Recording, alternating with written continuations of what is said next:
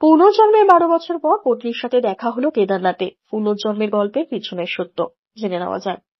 শান্তি দেবীর জন্ম 11ই ডিসেম্বর 1926-এ দিল্লির একটি স্বল্প পরিচিত শহরে। 4 বছর বয়সে না পৌঁছানো পর্যন্তই তিনি খুব বেশি কথা বলতেন না, কিন্তু অন্যথায় তিনি এলাকার অন্যদের মতোই সাধারণ মেয়ে ছিলেন। 4 বছর বয়সে ছোট্ট মেয়েটি দাবি করতে শুরু করে যে সে যে বাড়িতে থাকতো সেটি তার আসল বাড়ি নয়, এবং তার বাবা মা তার আসল বাবা মা নয়, এবং তার অতীত জীবনের বিবরণ মনে রাখার দাবি করতে শুরু করে।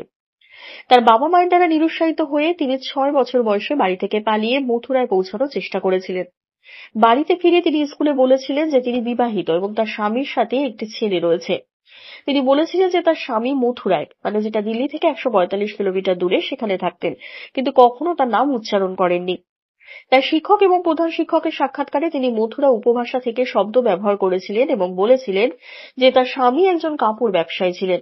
শান্তি দেবী বলেছিলেন যে তিনি কেবল বিবাহিতই ছিলেন না, সন্তান জন্মের 10 দিন পরে তিনি মারা যায়।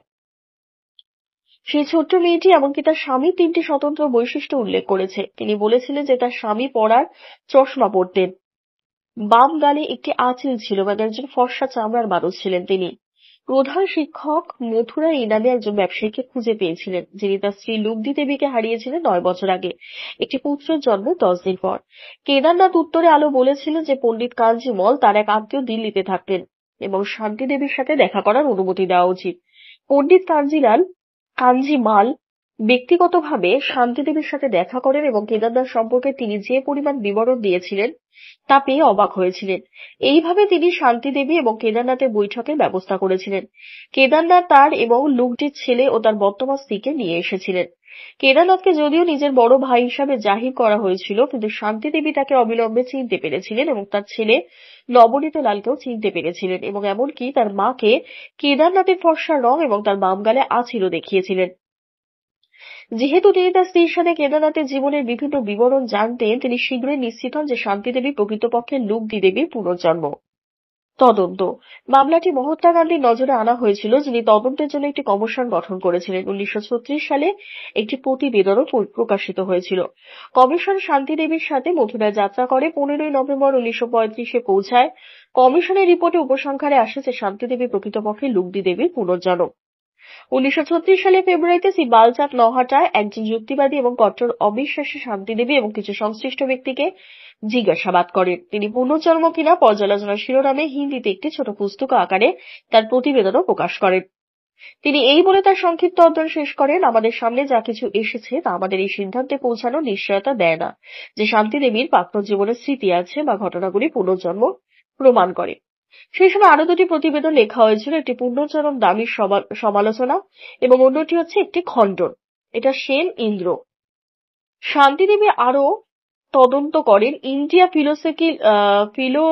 ফিলোসফিক্যাল কংগ্রেসের কার্যক্রম।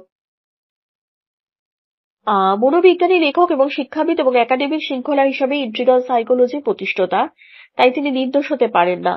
তারপরও এখন আমি তার যুক্তি সম্পর্কে যা পেয়েছি তা হলো ডক্টর ইন্দ্র সেন এই মামলাটির ঘনিষ্ঠভাবে অধ্যয়ন করেছিলেন। তিনি শান্তি দেবীকে মথুরা এবং বৃন্দাবন নিয়ে গিয়েছিলেন এবং নতুন পয়েন্টে তার স্মৃতি পরীক্ষা করেছিলেন।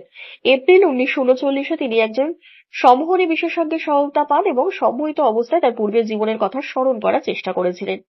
ডক্টর সেন লিখেছেন, আমি নিশ্চিত যে শান্তির কিছু স্মৃতি আছে যা এখানে এবং এখন নয়। এটা নিশ্চিত যে কেউ মত শোনাচ্ছে না, যদিও একটি আধুনিক বিজ্ঞান দ্বারা ব্যাখ্যা করা যেতে পারে।